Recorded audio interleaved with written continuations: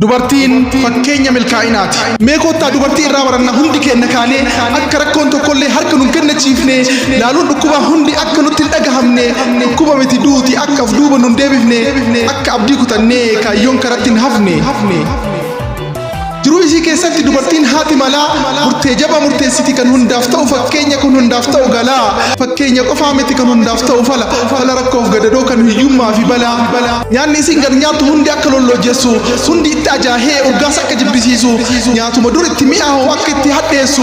boqonnaa isii dhoorgee akka hirriba dhabsiisu osoo hunda isaa beektuu kaayyoon ulfoofteetii bar kan isiin intala deessu.